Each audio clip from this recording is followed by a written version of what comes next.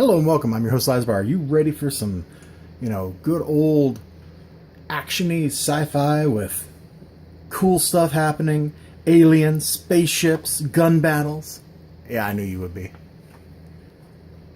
How's that look? Looks alright to me. I'm using sunlight. You can see the shadow from that, but we'll just have to live with it, man. You just have to live with it. That's a cute comic. You should support the advertisers in Alterna books, because they support Alterna. Peter Smeddy is a cool guy. Anyway, you can see here, I love the colors of the little city. I'm not sure where this is supposed to be. Let's read that little text up at the top. You want to? On the run from a superior force, an advanced alien race unknowingly leads their oppressors straight to Earth. Humanity's only hope lies with a mysterious group known as the Exilium. Alterna Comics presents... Exilium by Ben Slayback. I hope I pronounced your name correctly. Solomon Farias. Mark Sentis, who does a great job with the colors. And HDE.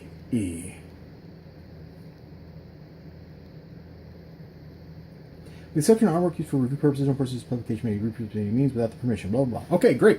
Well, we're doing a review. I love how it starts, man. We start off right in the action. We are right in the frickin' action. And in fact, the first several pages is this great action sequence. We got this alien-looking dude. It's not exactly clear, like, who's after him, why. But they're after him. They are after him. And there's a mech down at the end of the street. The mech's shooting at him. It's shooting at him.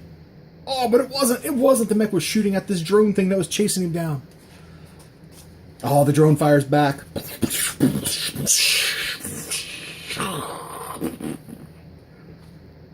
Yeah. A couple things I like. The colors pop, man. Like, people go, oh, stuff on newsprint doesn't look so good. This looks very sci-fi. I love the little mech design here. It's pretty classic looking. A little bit Japanese influenced. Like, this looks like a classic piece of mecha. His little HUD looks cool. Look at that. The swearing isn't full.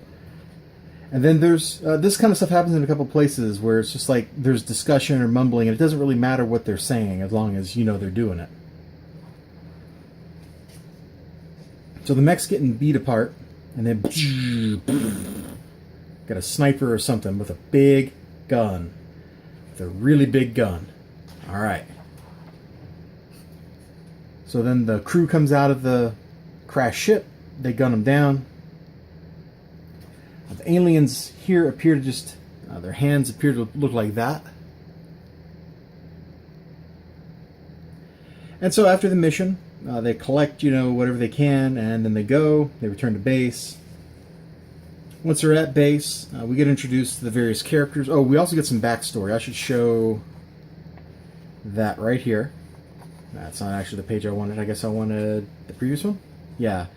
So Nia, this nice lady here, she's drifting back to when she was a kid, combing her hair with her mom. It's adorable. She is so cute. She's just cute. And so her mom tells her the story of how the aliens came. Later on, we see some panels like the stuff with the aliens, like, yeah, here it is, like turned violent. I mean, their world seems to be in very much like an alien nation kind of post-contact situation where alien refugees are living on the Earth. And these fine people, they spend some time planning a mission because they got some intel. It's not exactly clear what all that intel means, but it's a lead on the Exilium. And so Nia gets sent ahead to do something. These are coordinates and nothing, but why is it... Wow. Oh my. Some kind of really cool looking spaceship. Space station thing. I guess it had like a cloaking field. She goes through it right here. You can see the little grid lines. The grid lines could have stood to be more pronounced on the page. They look, they kind of fade away here. Maybe on different paper that would have stuck out more.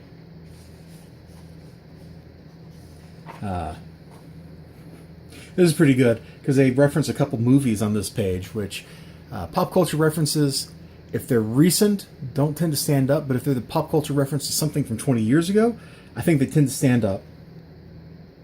And so they're getting like the pep talk from the boss, the general guy, whatever his rank is. And he's like, why can't we just upload a virus to the network and take them out like in that classic movie?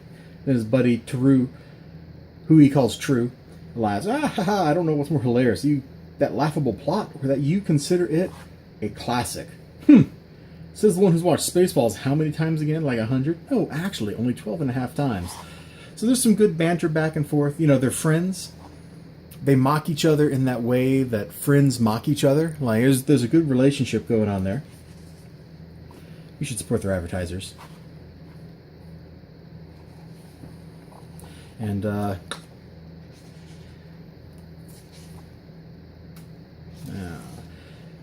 trying to figure out what I want to show. I've shown like 2/3 of the book. This is the last one I'm going to show. Space Battle.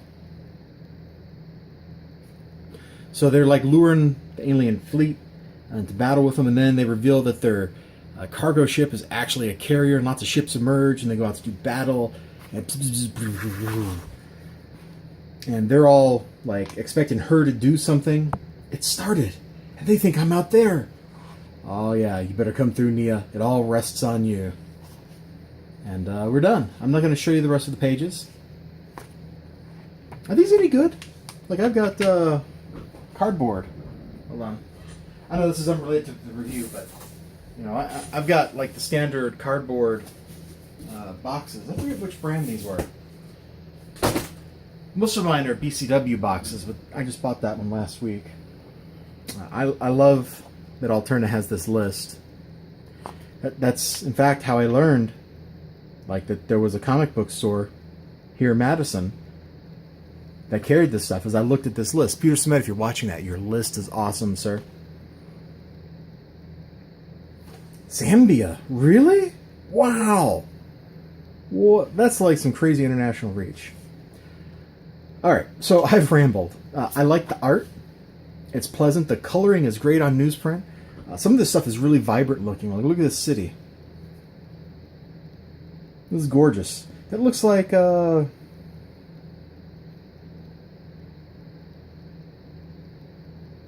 that reminds me, I should say, of that part of Halo 2 where you're fighting in wherever in Africa. You get that one mission. Halo 2 is a good game. I don't think I ever actually beat it, did I? But the coloring is great. I mean, look at this. The sci-fi stuff looks sci-fi-ish. You know, the blue traces. It all looks good. Look at the lettering right here. The glowing lettering to match the glowing stuff here. Like, this is just great. It's wonderful little detail. The different colors on the sound effect letters. This is really great stuff.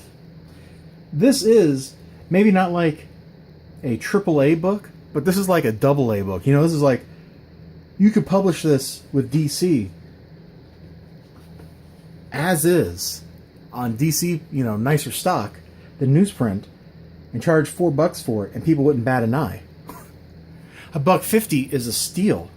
Once again, like, it's just impossible to not like an Alterna book. I'm pretty sure. I'm gonna flip over back here to one of the ads. No, that's not it. Sorry, I know you're just looking at my little cutting board that I've never actually cut on. I've used it for lots of other stuff, but I've never actually cut anything on it. Weird choice. Ah, let me fold the book. Like, this is a great little ad here. Like, you're the creator of the book, right? So you put an ad for your own books in. That's brilliant, man. I saw this, and I'm pretty sure I've seen this book. I don't remember if it was like on Kickstarter or something, but I'm pretty sure I've seen 1566. Isn't that the year the Polish king came and defended Vienna against the Ottomans right after, like when the Sultan died, and the vizier hadn't told the Ottoman army that the Sultan was dead? Like, I'm pretty sure that's what that's about. That was 1566, right? So that one kind of interests me. I like the name of Terminus. And this is like some kind of cool adventure comic. I don't know. Anyway, that's like brilliant advertising. Like, I don't know if you paid for that or if that was just part of the contract that you could put an ad in there, but that was a good idea. That was a good idea. It gets people interested in more of your own stuff. I haven't read Four Leaf, but I've read My Tenchi Life. It's cute. You should read it. Well, somewhere. Yeah, we're apparently just talking about the ads. I'm loving the ads, man. What can I say? Let's see. Yeah, we'll look at this ad, too. I've seen this comic on Comic Central. I haven't read it before. Let's put that there. We've got a convention. Like, these ads actually interest me because they're not just like if you look at DC or Marvel or something and they have an ad in there, it's for something like super generic, like, oh, pop culture movie, and it's not very interesting. It's like I can see that ad anywhere. But the ads here are well received. I read My Tenchi Life because of the ad on the alternative website, I do believe.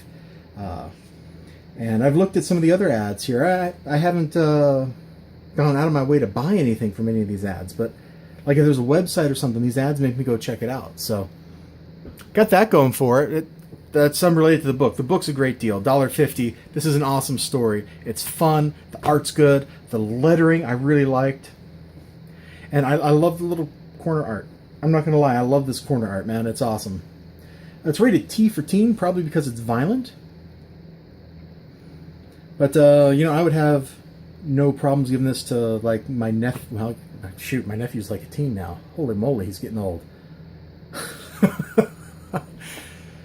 I wouldn't have had a problem giving this to my nephew when he was like 10, It's like, it's fine. If you've seen, like, Star Wars or something, you can handle this. At least so far. Maybe the later stories, the later parts of the story are different, but this one, at least, I feel like that's legit. Buy it. Unequivocal recommendation. Buy it, buy it, buy it. See this thumbs up? Oh, you want two? You want 2 thumbs up? You got them. Boom! We'll frame the title like that. Oh! Yeah, have a great day. Bye-bye. And buy the book.